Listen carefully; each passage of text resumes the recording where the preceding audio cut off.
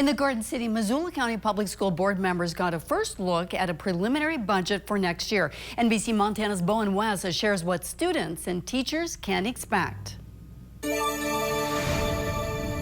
Let's break down what's next for Missoula schools after voters approved 2 levies and the state legislature passed the STARS Act.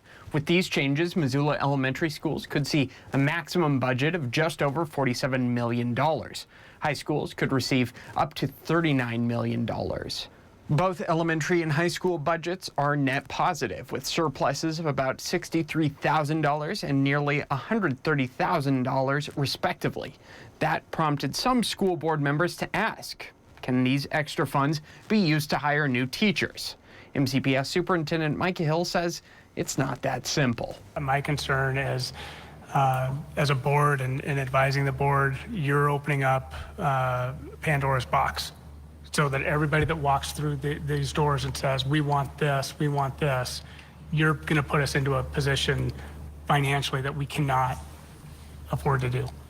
And that's just the harsh reality of it. Board members discussed how stressed teachers are with large class sizes. According to Hill, 63 classrooms in the district are over the accreditation standard. There's a demand, there's a demand, there's a demand. And I understand, I don't discount anything any teacher's going to come in here and say.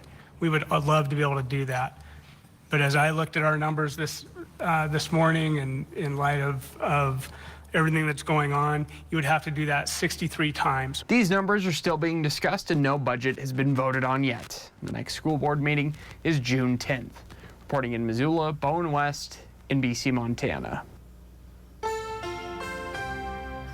Well, it's shaping up to be another beautiful evening across the region. And earlier, our photographers stopped by Council Grove State Park just west of Missoula, and lots of blue sky with warm temperatures out there, and folks out enjoying the nice conditions at the park. But Mother Nature plans to crank up the heat even more this week. But first, here's meteorologist Mitchell Coombs with your overnight forecast.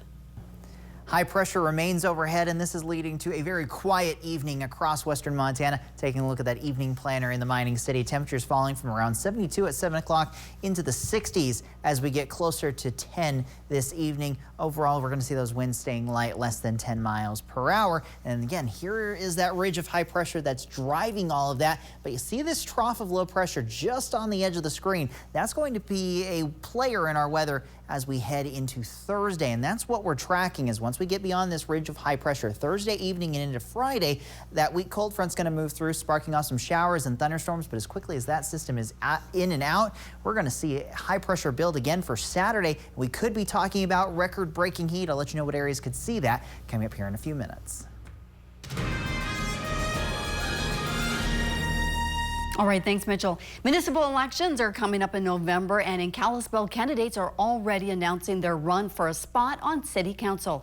Bruce Guthrie, a longtime Flathead Valley resident, announced he's running for Ward 4 on the Callispel City Council. Guthrie has lived in the area for 28 years. He's a former high school history and English teacher and now teaches online and at Flathead Valley Community College. He also leads historic walking tours through downtown Callispel with the Northwestern History Museum.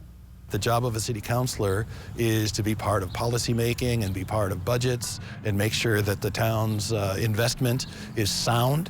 And I want to listen to people and listen to what they have to say and the kind of ways that they think Callispel can continue to be a great place that offers a tremendous quality of life.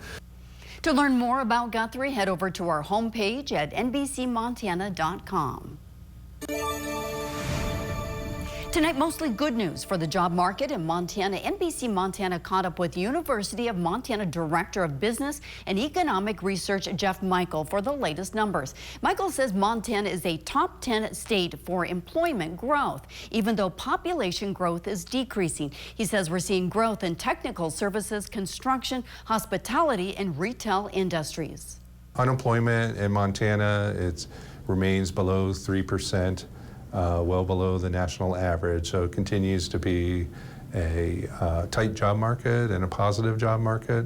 There's signs that it's becoming a little bit looser. I've heard some employers tell me that they're having a little bit easier time finding staff than they did a year or two ago.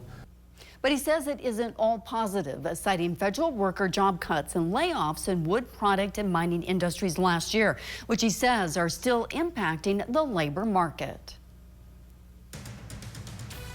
Elon Musk publicly criticizes one of the president's top priorities, the big beautiful bill. I'm Matt Gelka in Washington, and I'll explain coming up. Severe weather season is here, and we all need to get prepared for it. What conditions can come together to create severe weather, and what do the terms watch and warning mean? I'll explain more with the help of 3D technology coming up. What you want to Becoming increasingly common across western Montana. Some of these could even become severe, but how does an ordinary thunderstorm become severe? Using 3D technology, meteorologist Mitchell Coombs breaks down those conditions